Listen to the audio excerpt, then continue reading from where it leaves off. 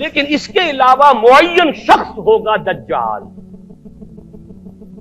یہ معین شخص جو دجال ہوگا اس کے بارے میں بھی ایک تو بالکل متفق علیہ چیزیں ہیں. نمبر ایک کہ وہ شخص ہے، قطعی ہے، یقینی ہے، اس کا حلیہ بھی حضور صلی اللہ علیہ وسلم نے احادیث کے اندر بیان کیا ہے. دوسری بات یہ کہ اس کے ہاتھ میں قوانین قدرت، گویا کہ تسخیر کائنات گویا کہ نقطۂ عروج کو پہنچ چکی ہے. تمام اختیارات الہی تقریباً اس کے ہاتھ میں آ چکے ہوں. جو بڑے سے بڑے معجزے اللہ تعالیٰ نے نبیوں کو دیے ہیں وہ معجزے کر کے دکھائے گا. وہ مردہ کو زندہ کرے گا، مردہ لوگوں کی افواہوں کو لے کر آئے گا، ان کی روحوں کو، اگرچہ جھوٹی روحیں ہوں گی، وہ شیاطین جن ہوں گے جو ان کا بھیس بدل کر آئیں گے، لیکن یہ کہ وہ لوگوں سے کلام کریں گے. یہ اسپرچولیزم جو اپنی انتہا کو پہنچا ہوا ہے یورپ میں اور مغرب میں، یہ در حقیقت اسی کا ایک مظہر. وہ کھلے بیابان کو کہے گا جہاں بالکل ڈٹیل جو ہے وہ صحرا تھا، گل و گلزار کر دے گا جب چاہے گا، جب چاہے گا، جہاں چاہے گا بارش برسائے گا. فاصلہ اس کے لیے بے معنی ہوگا.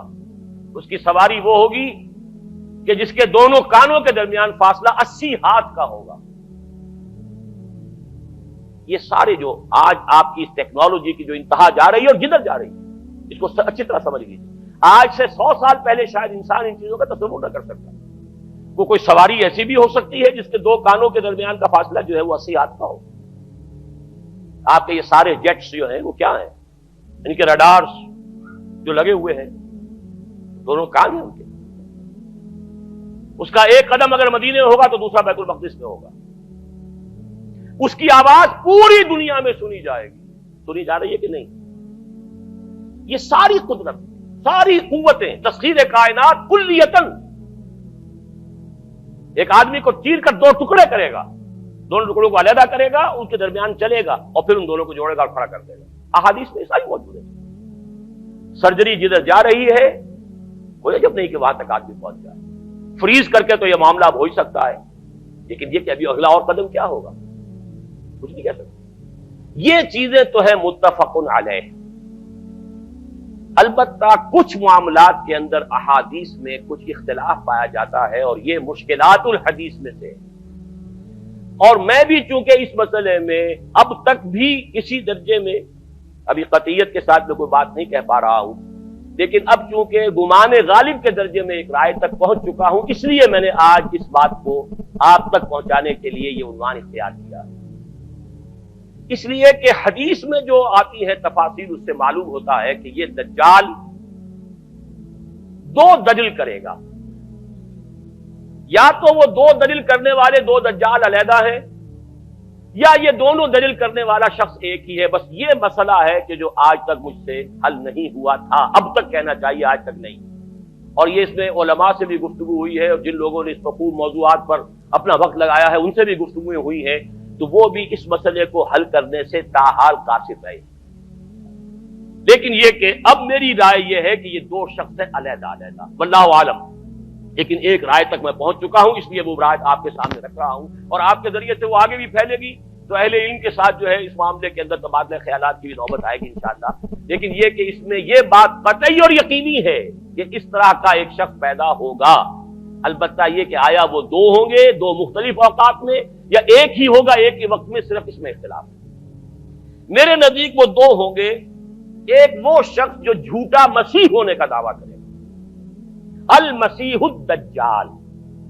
جیسے حضور نے فرمایا میری امت میں 30 دجال اٹھیں گے جو نبی کا دعویٰ کریں گے، جن میں سے 5-6 تو حضور کے اپنے زمانے میں اور آپ سے متصل اٹھ کھڑے ہوئے تھے. بعد میں محمد علی باب ہو، بہاء اللہ ہو، قادیانی اور نہ معلوم کہاں کہاں کون کون اٹھے ہوں گے، واللہ عالم. اسی طریقے سے ایک شخص مسیح ہونے کا دعویٰ کر کے کھڑا ہوگا، یہودی ہوگا. یہ ہے اصل میں وہ شے. اور اس میں جو ان دونوں شخصیتوں کے مابین اگر کوئی ذرا سا اگر ابہام رہا ہے تو میں ایک حدیث بھی نوٹ کر کے لایا تھا، حضرت عبادہ ابن صامت رضی اللہ تعالی عنہ سے ہے، عن رسول اللہ ہے، انی حدثتکم عن الدجال حتی خشیت اللہ تعقلوا. میں نے تمہیں دجال کے بارے میں بہت سی باتیں بتائی ہیں تو مجھے یہ گمان ہوا کہ شاید تم اسے سمجھ نہ پاؤ. یہ اندیشہ خود حضور صلی اللہ علیہ وسلم کو ہوا ہے، اور یہ سنن ابی داؤد کی روایت ہے۔ بہرحال میں جو کچھ عرض کر رہا ہوں کہ میں اس رائے تک پہنچا ہوں کہ یہ دو علیحدہ شخصیتیں ہیں۔ ایک تو یہ ہے کہ ایک مسیح الدجال کھڑا ہوگا یہ ایک دعویٰ کر کے کہ میں مسیح ہوں، کیونکہ اس کا زمانہ بالکل قریب آ چکا، اس لیے میں آپ کو اس کے بارے میں خبردار کر رہا ہوں۔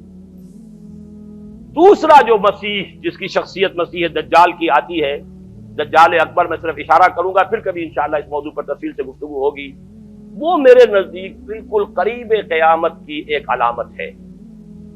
جو خدائی کا دعویٰ کرے گا وہ جھوٹا خدا ہوگا، یہ جھوٹا مسیح ہوگا، المسیح الدجال۔ الدجال الاکبر وہ ہوگا کہ جو قیامت کے بالکل قریب کی تین نشانیاں ہیں، جبکہ وہ آ جائیں گی تو حدیث میں آتا ہے کہ اس کے بعد کسی شخص کے ایمان لانے کا، توبہ کرنے کا فائدہ نہیں ہوگا۔ ویسے تو علامات قیامت جو ہے ان میں سب سے پہلی میں نے بتایا تھا حضور کی بعثت خود علامات میں سے، اس کے بعد 10 علامتیں حضور نے گنوائی ہیں، اور وہ تدریجاً پوری ہوتی چلی جائیں گی۔ آخری علامات کے لیے حدیث سن لیجئے، عن ابی ہریرہ رضی اللہ تعالی عنہ قال قال رسول اللہ صلی اللہ علیہ وسلم ثلاث اذا خرجنا لا ينفع نفسا ایمانا لم تكن آمنت من قبل او کسبت فی ایمانها خیرا، طلوع الشمس من المغرب وخروج الدجال ودابۃ الارض۔ تین نشانیاں وہ ہیں کہ جب وہ ظاہر ہو جائیں گی تو پھر کسی کا ایمان لانا مفید نہیں ہوگا جو پہلے ایمان نہیں لایا تھا، یا جس نے اس سے قبل اپنے ایمان میں کچھ اعمال صالحہ کی کمائی نہیں کی تھی۔ یعنی گویا کہ توبہ کا دروازہ بند ہو جائے گا۔ جیسے جب موت کے آثار شروع ہو جاتے ہیں تو توبہ کا دروازہ انسان کے لیے بند، اب جب موت کے آثار شروع ہو گئے اب توبہ کرنا فائدہ نہیں، اس سے پہلے توبہ کا دروازہ کھلا ہوا، معلوم یغرغر، جبکہ وہ موت کے آثار شروع ہو جاتے ہیں، گھنگرو بولنا شروع ہو جاتا ہے، معلوم ہوتا ہے کہ اب جا رہا ہے، اب توبہ بیکار۔ اسی طریقے سے پوری نوع انسانی کے لیے توبہ کا دروازہ بند ہوگا ایک وقت میں آ کر کہ اب کسی کے لیے توبہ نہیں، ایمان نہیں، اور اس کے لیے 3 علامتیں بیان ہوئی ہیں، یہ بھی مسلم شریف کی روایت ہے۔ آپ نے فرمایا 3 چیزیں وہ ہیں کہ جب وہ ظاہر ہو گئیں تو پھر کسی کا ایمان لانا جو اس سے پہلے ایمان نہیں لایا تھا، اور اپنے ایمان میں اس نے کچھ اعمال صالحہ کی کمائی نہیں کی تھی، اب قتل مفید نہیں ہوگا اس کے لیے ایمان لانا۔ وہ 3 نشانیاں ہیں، طلوع الشمس من المغرب، سورج مغرب سے طلوع ہوگا، نظام شمسی میں کوئی اختلال ایسا ہوگا کہ جس سے سورج بجائے مغرب سے نکلے گا، وہ خروج الدجال ودابۃ الارض، ایک زمین سے کوئی چوپایا برآمد ہوگا، بعض احادیث میں آتا ہے کہ مروہ کے قریب سے وہ برآمد ہوگا جو گفتگو کرے گا انسانوں سے، یہ بالکل خرق عادت، یعنی وہ چیزیں کہ جن کا کوئی تعلق اب اسباب جو ہے دنیا کے ان سے کوئی تعلق نہیں ہے، کوئی فزیکل لا سے تعلق نہیں ہے، وہ بالکل معجزے ہوں گے، خرق عادت ہوگا۔ اور خروج دجال، وہ دجال جو خدائی کا دعویٰ کرے گا، اور حدیث میں آتا ہے کہ بہت کم لوگ ہوں گے کہ جو اس کے سامنے رک سکیں گے، اکثر و بیشتر جو کمزور ایمان والے لوگ ہوں گے وہ اسے خدا تسلیم کر کے اس کی پرستش شروع کر دیں۔ میرے نزدیک یہ آخری چھلنی ہوگی جو لگائی جائے گی اہل ایمان